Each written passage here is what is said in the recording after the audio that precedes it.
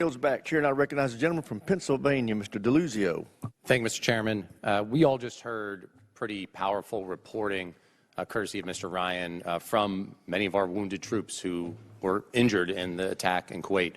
Mr. Secretary, you heard direct quotes from some of them via CBS's reporting. They were willing to talk to the press. Things like they were unprepared to provide any defense for themselves in the unit. Things like we were moved closer to Iran, to a deeply unsafe area that was a known target. Your spokesperson, Sean Parnell, in response to that reporting, said it was not true. Do you agree with that? He was calling these guys liars? I'm not calling our troops liars, and I don't know if what you're representing is correct or not. I'll take you at your word on that.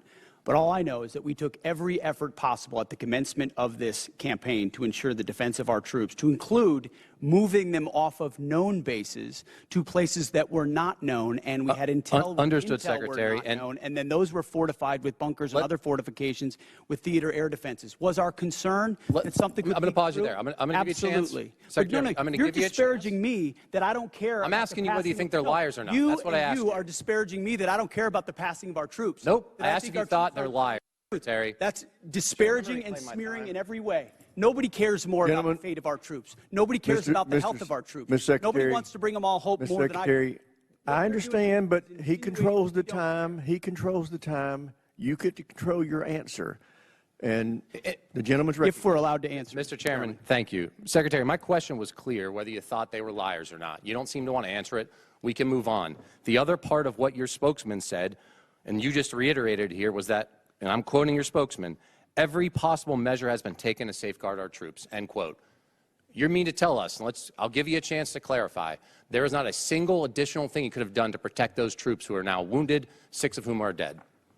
I'm telling you that as a department, we did every conceivable thing at my level and every echelon down to ensure the maximum force protection for our troops. We live in a dangerous world, in a dangerous place against a determined enemy that can't have a nuclear weapon, and that requires sacrifice and risk.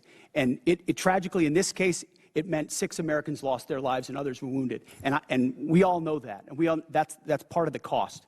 But it does not mean we didn't care, and it doesn't mean we didn't commit. I didn't ask you that, It doesn't mean we Secretary, didn't do everything possible, which we did. But let's be clear about what was done. There were T-walls there, essentially. There was no overhead protection. The known threat in that environment, and I think we all here understand it, is overhead drone strike. There was no protection for overhead drone strike. So I'm struggling to understand how your answer and your spokesman's answer is that every possible measure was taken. We can move on. Mr. Chairman, Chairman Kane, I want to ask you something on a different topic. Folks at home know you're the senior military officer in our armed services. They may not have as much of understanding of your role in the chain of command. You're outside the operational chain of command, but you are the President's and the Secretary's senior military advisor. So I want to ask a very basic thing, what you would expect our commanders in the field, our troops to do should the enemy lay down their weapons and try to surrender. What would you expect commanders in the field to do? Well, sir, I think I'll go back to something I said earlier with deep respect for your question, but I think you're trying to take me to a partisan place here, and I can't let you do that. General, as always, I respect your desire to avoid it. I'm not trying to put you in a partisan place.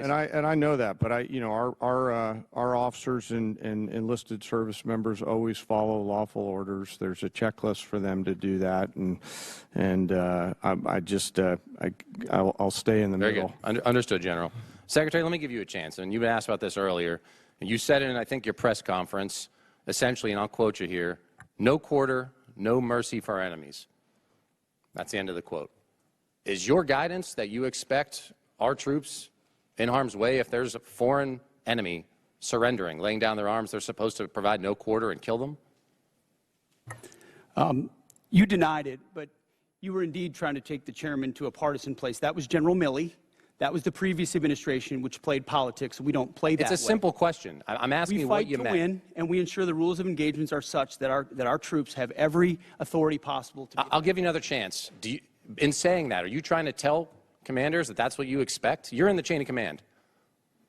It's a simple question. I understand that. My commanders know exactly what the guidance is with each and every mission, and they know every tool. Secretary, in refusing to answer it, I think you speak volumes. I think that's a dangerous thing. We all know the expectations.